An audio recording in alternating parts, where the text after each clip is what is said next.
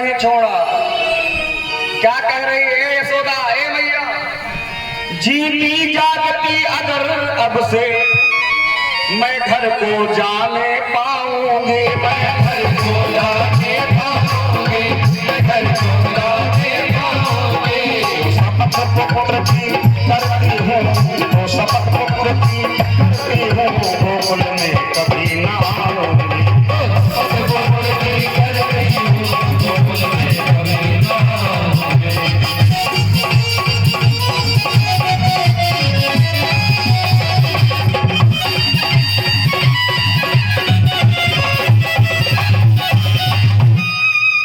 अगर आज मैं जैसे तैसे करके जिंदा बच गई तो पूतना कहती जिंदगी में गोकुल में पैर नहीं रखूंगी। भगवान ने कहा बच के कैसे जाओ? अब भगवान ने अब पूतना जब मरी है तो कोई साधारण राक्षसी नहीं पूतना है।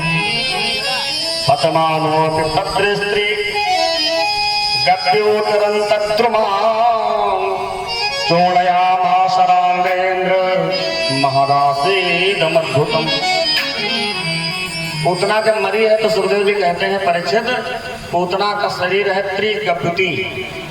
संस्कृत में एक गप्युति को दो कोष कहते हैं। एक गप्युति माने दो कोष है। कितनी? तीन गप्युति है। तीन गप्युति माने 6 कोष। 6 कोष लंबी है और 6 कोष चौड़ी है। इतनी विशाल काय कोष की पूतना राक्षसी को मारा और पूतना मर करके गिरी, शरीर से दिव्य ज्योति निकली और भगवान के चरणों में समाहित हो गई। भगवान ने उसे मुक्ति प्रदान कर दी। देखो, भगवान ने पूतना को मारा जरूर, लेकिन भगवान ने मुक्ति जानते कौन सी दी? गति कौन सी दी पूतना को? जो भगवान ने अपनी माता देवकी और यशोदा को गति दी, भगवान ने वही गति पूतना को दी। कितने दयालु है भगवान। भगवान कहते भले ही मारने के भाव से उसने मुझे दूध पिलाया हो, लेकिन काम तो उसने माँ का किया। इसलिए भगवान ने कहा मैं इसे गति भी माँ की दूंगा। ऐसे दयालु गोविंद हैं। सुखदेव जी कहते हैं ऐसे दयालु गोविंद की जो शरण में न जाए उससे अभागा और जीव कौन हो सकता है। देखिए, ये पूतना पिछले जन्म में बलि की बहन रत्नमाला थी। जिस समय भगवान बावन बनकर के बलि के दरवाजे पर गए, छोटा सा स्वरूप है भगवान का, 52 अंगुल के हैं, गुड्डा जैसा लग रहे हैं।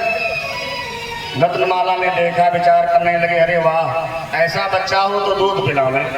मन में भाव आया, ऐसा बालक हो तो दूध पिलावे। लेकिन वही 52 विराट बन गए। 2 कदमों में 3 लोग नाप लिए तो नाराज हो गए। क्या सोचे? इसने कहा ऐसे बच्चे को दूध पिलावे हम, ऐसे बच्चे को तो हम जहर पिलाए। भगवान तो सबके मन की जानने वाले।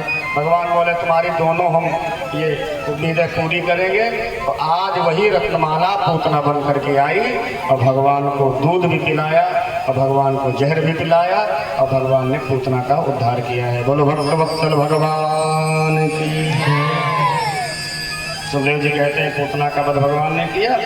नंद बाबा जब लौट करके मथुरा से आए तो पूतना के शरीर को काट काट के जलाया गया। आरे से पहले काटा जाता है फिर जलाया जाता है। अब पूतना का शरीर जब जलाया जाता है तो पूरा वृंदावन, पूरा गोकुल महक उठता है। अरे परीक्षित जी ने कहा गुरुदेव, राक्षसी के शरीर से वो सुगंधी, वो महक। भगवान कहते हैं नहीं, अब वो राक्षसी नहीं है, अब वो भगवान की कृपा पात्र हो गई है। और भगवान को कहते हैं कोटि विप्रबध लागे जाहु, तो आये शरण तजौ नहीं आओ। अब वो राक्षसी कहाँ, तो भगवान की कृपा था। भगवान ने पूतना का उद्धार किया। एक दिन 27 दिन के भगवान हुए तो माता ने फिर एक उत्सव किया, कर्मठ बदलने का उत्सव किया। गोपियां बजा गा रही थी तो उसी समय एक दैत्य और आया जिसका नाम है सक्टासुर।